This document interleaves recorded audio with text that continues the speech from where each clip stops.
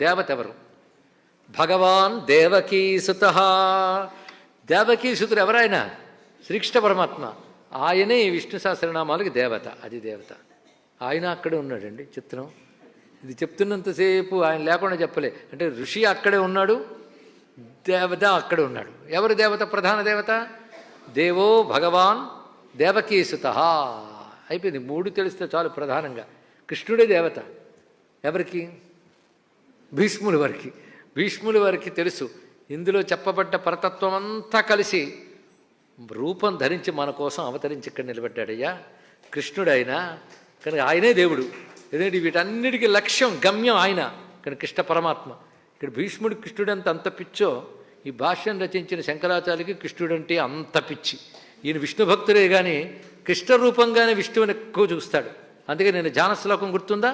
సచ్చిదానంద రూపాయ కృష్ణాయాక్లిష్టకారిణి నమో వేదాంత వేద్యాయ గురవే బుద్ధి సాక్షిని. అక్కడ కృష్ణాయ అన్నాడు. అని కృష్ణుడు అంటే అంత ప్రేమ అండి. ఆఖరికి సౌందర్యలహరి రచిస్తున్నప్పటికీ కూడాను కథమపి సహస్రేణ సావహత్యేనం శౌరిహి అంటాడు. శౌరిహి అంటే విష్ణువుకి సూర్యుడు గనక అనొచ్చు. కానీ శూరసేనుడైన వసుదేవుడు కొడుకు గనక శౌరి అంటే కృష్ణుడు. అలాగే మురరిపువరాహస్య భవతి అంటారు ఇక్కడ. మురరిపు అంటే మురారి. విష్ణువులో మురారి అంటే కృష్ణుడికే చెందుతుంది. కనుక ఆయన కృష్ణుడు అంటే అంత ప్రేమయ్య బాబు. అస్మాకం కులదైవతం యదుమణి అన్నాడు మరొక చోట. మా కులదైవం కృష్ణుడే అన్నాడు. అంత ప్రేమ ఆయనకి. అది విష్ణు శాస్త్రానికే భాష్యం రాస్తాడు. కృష్ణుడు నోట పలికిన భగవద్గీతకే భాష్యం రచిస్తాడు ఆయన ఇక్కడ. అందుకే ఆ కృష్ణుడే దైవం ఎవరికి? భీష్ముల వారికి. ఆ కృష్ణుడి దైవం శంకరుల వారికి కూడా. మనకి అదే సందేహం లేదు. కానీ విష్ణు శాస్త్రంలో మీరు విష్ణువుకు సంబంధించిన ఏ అవతారాన్నైనా ప్రతిపాదన చేసుకోవచ్చు. నేనంటాను రాముడే విష్ణు సహస్రనామానికి దైవమని. నేనడం ఏంటయ్యా? ఈశ్వరుడే అన్నాడు. అమ్మవారిని ఇవాళ 1000 నామాలు వద్దులే ఆపే అన్నాడు. రోజు చదువుకుని అలవాటు ఉంది కదా అంటే ఒక పని చేయి, శ్రీరామ రామ రామ అనుకుని వచ్చాయి. అది కానీ అంటే సహస్రనామ తత్తుల్యం రామనామ వరాని అన్నాడు. ఇక్కడ మూడే శ్రీరామ రామ రామ ఇది రమే రామే మనోరమే. నేనే శ్రీరామ రామ రామ అంటూ మనోరముడైనటువంటి వరానుడైన రాముని యందు నిరంతరం రమిస్తూ ఉంటాను. కనుక అంతే చాలు. 3 శ్రీ రామ రామ రామ అగస్త్య సంహితలో మహామంత్రంగా చెప్పారు దీన్ని. దానికి మనం జై శబ్దం కలిపి శ్రీరామ జయ రామ జయ జయ రామ అంటాం. కానీ 1000 నామాల సారం ఒకటే. ఆ రామ 3 మార్లు అన్నాం కానీ రామ. కనుక ఇదంతా ఎవరి నామాలు?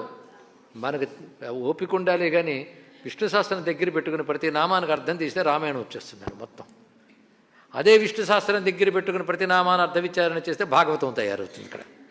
ఇంకొక ఆయన నృసింహోపాసకుడు. ఆయనైతే అంటాడు మొదటి నుండి చివరి వరకు నృసింహస్వామి ఉన్నాడు ఇందులో. తెలుసా? విష్ణు శాస్త్రం మీరు అర్థం చేసుకోవాలి. మొట్టమొదటి నారసింహవపు వచ్చేసాడు. చిట్ట చివరికి సర్వప్రహరణాయుధ. అన్నీ ఆయనకి దెబ్బ కొట్టే ఆయుధాలే అన్నాడు. అది గోళ్ళు కూడా ఆయుధాలే వాడు. అంటే మళ్ళీ అంతా నరసింహుడే కనపడుతున్నాడు. ఎవరైతే నరసింహ భక్తుడో వాడికి విష్ణు శాస్త్రం అంతా నృసింహ శాస్త్రమే. హయగ్రీవుడు అంటే నాకు ఇష్టం, అయితే మొత్తం హయగ్రీవ శాస్త్రమే. దత్తాత్రేయులు అదే మొత్తం. అంటే నారాయణుడు యొక్క ఏ ఏ ఉపాస్య రూపమైన అవతారములు ఉన్నాయో అన్నీ మీరు చెప్పుకోవచ్చు మొత్తానికి. అందుకే తర్వాత మరొకటి చెప్తారు. అస్య శ్రీ విష్ణు దివ్య సహస్రనామ స్తోత్ర మహామంత్రస్య. ఈ చెప్పేటప్పుడు మళ్ళీ మారుతుంది. శ్రీ మహావిష్ణు పరమాత్మ శ్రీమన్నారాయణో దేవత అన్నారు. ఇక్కడ మాత్రం భగవాన్ దేవకీసుత. భీష్ముడు వారు మాత్రం దేవకీసుతుడైన కృష్ణుడే దీనికి దేవత అన్నారు. మనం తర్వాత చెప్పారు అస్య శ్రీ విష్ణు దివ్య సహస్రనామ స్తోత్ర మహామంత్రస్య వేదవ్యాసో భగవాన్ ఋషి అనుష్ఠుప్ ఛంద శ్రీ మహావిష్ణు పరమాత్మ శ్రీమన్నారాయణో దేవత అంటూ ఆ నారాయణుడు ఏ నారాయణుడు? నీ ఇష్టం. ఏ నారాయణుడు? విశ్వవ్యాపక విరాట్ పురుషుడే నారాయణుడా? లేకపోతే చతుర్భుజాలు శంఖచక్ర గదాతములు ధరించిన నారాయణుడా? రెండూ అనుకో. లేదండి మేము విరాట్ పురుషుడు అనుకుంటాం. అవునా? అయితే చెయ్యండి. భుప్పాదౌ యస్య నాభిర్వియదసుర్నిలశ్చంద్ర సూర్యౌ చ నేత్రే కర్ణావాసాశిరోద్యౌ ముఖమపి దహనో యస్య వాస్తేయమబ్ధి అంతస్థం యస్య విశ్వం సురుణరఖగో భోగి గంధర్వదచ్చైః చిత్రం రమ్యతేతం త్రిభువన పపుషం విష్ణుమీశం నమామి. ఇందులో చెప్తున్న విరాట్ పురుషుడు. ఎవడికి భూమి పాదములో, ఎవడికి వియత్ అంతరిక్షం నాభిగా ఉన్నదో నాభ్యా ఆసీదంతరిక్షం అంటే పురుష సూక్తంలో ప్రతిపాదింపబడుతున్న విరాట్ పురుషుడే విష్ణు సహస్రనామానికి దేవత. ఇప్పుడు ఎన్ని వచ్చాయి? కాదండి, ఇంకే మరో విష్ణు రూపం ఉందా? ఉంది. శాంతాకారం భుజగశయనం పద్మనాభం సురేశం విశ్వాకారం గగన సదృశం మేఘవర్ణం శుభాంగం లక్ష్మీకాంతం కమలనయనం యోగి వృద్ధ్యానగమ్యం వందే విష్ణుం భవభయహరం సర్వలోకైకనాథం. సర్వలోకమునకు ఒకడే నాథుడు. ఆయన ఎలా ఉంటాడు? శాంతమే ఆకారం ధరించినట్లున్నట్ట. అది జగత్తంతా వికారమే, నిర్వికారుడు. అదే శాంతమే ఆకారం ధరించినట్లుంది. ఎక్కడున్నాడు? భుజగశయనం. అది ఇంట్లో ఉంటేనే శాంతం ఉండదు, దాని మీద హాయిగా ఉన్నట్టు ఎంత శాంతమో చూడండి. ఇక్కడ భుజగశయనం మూర్తి కట్టేయాలి మనకి.